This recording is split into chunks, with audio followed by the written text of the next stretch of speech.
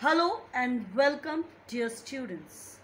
Today we are going to be looking at the first phase of the Indian National Movement. Indian National Movement was an organized mass movement concerned with the interest of the people of India. This Indian National Movement led to the formation of Indian National Congress in 1885. Let's look at the history of the Indian National Movement, which can be divided into three phases. The early nationalist phase, that was from 1885 to 1905. The assertive phase, that is 1905 to 1918.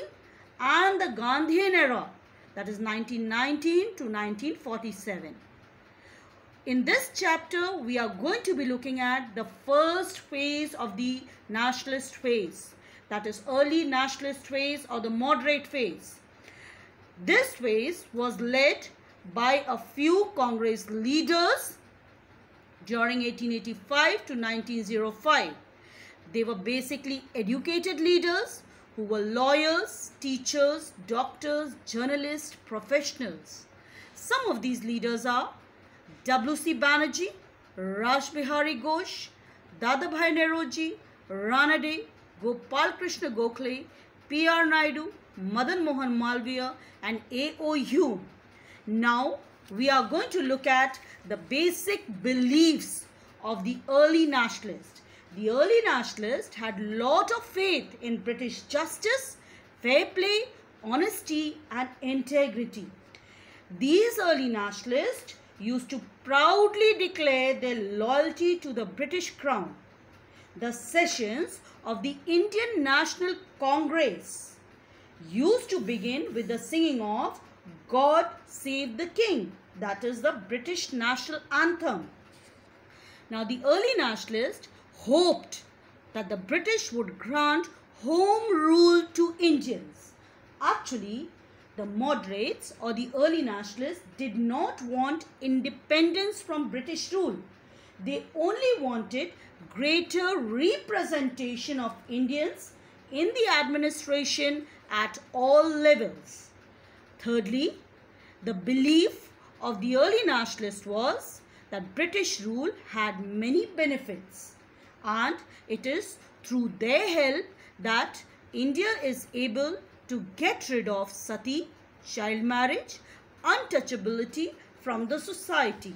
Now we are going to be looking at the methods of the early nationalists. They are divided into two sets, first set of methods and the second set of methods. The political activity of the early nationalists was called constitutional agitation, which involved agitation within the parameters set by the British government. They, that is early nationalists, aimed at educating the Indians and at the same time influencing public opinion in England. Now, first set of methods was to educate the Indians in politics, arouse national and political consciousness, and to create a united public opinion on political questions. To achieve these objectives, they held meetings, gave speeches, passed resolutions, used press to criticize government policies, sent memos and petitions to the government. The second phase, their aim was, of course, to restore or popularize the political activities. For that, they resorted to a three-pronged strategy of petitions, prayers and protest. Three-pronged strategy of petitions, prayers and protest. They started the weekly journal, that was India. Why? To present India's case before the British public. These Indian leaders also travelled to Britain to make British politicians and people, to make them aware about problems India was facing at that particular time. Now we are going to look at the first leader among the early nationalists was Dadabhai Naoroji. He was also known as the Grand Old Man of India. He was India's unofficial ambassador. India's unofficial ambassador. He stayed in England and was India's unofficial ambassador. He founded Indian Society with the help of Umesh Chandra Banerjee.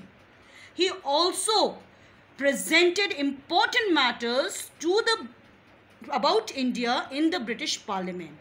He wanted that ICS examination should be held in London and India at the same time. He was the founder of East India Association in London. Now, what role was played by him in the Congress? He was the president of the INC, that is Indian National Congress, thrice, 1886, 1893 and 1906. It was him who passed the resolutions of self-government, Swadeshi, boycott and national education. For the first time in 1906, he used the word Swaraj. He exposed the economic ills of India through his book, Poverty and Un-British Rule in India. It was through this book that he exposed the economic exploitation of India by the British.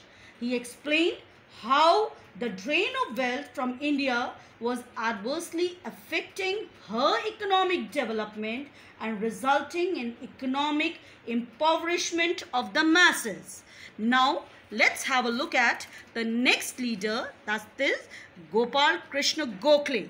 He is also called the political guru or mentor of Gandhi. Why? Because of his purity of thought and high moral stature. Now, his contributions, he persuaded the Britishers for reforms. How? That is, he criticized British government for huge expenditure on army.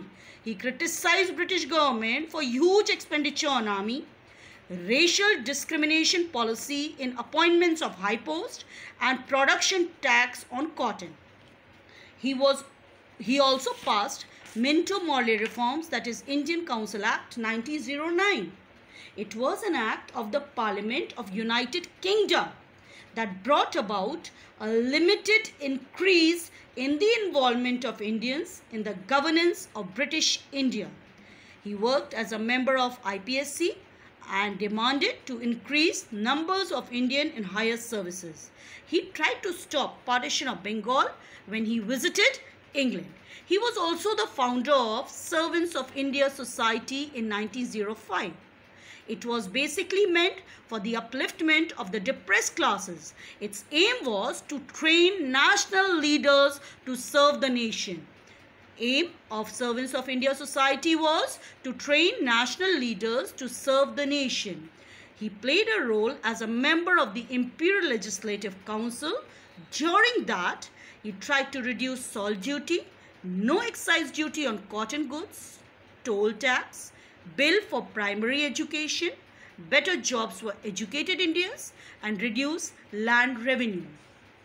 Now we are going to look at the next nationalist leader, that is Surendranath Banerjee. He is also called the father of Indian nationalism or Indian birth. What are his contributions?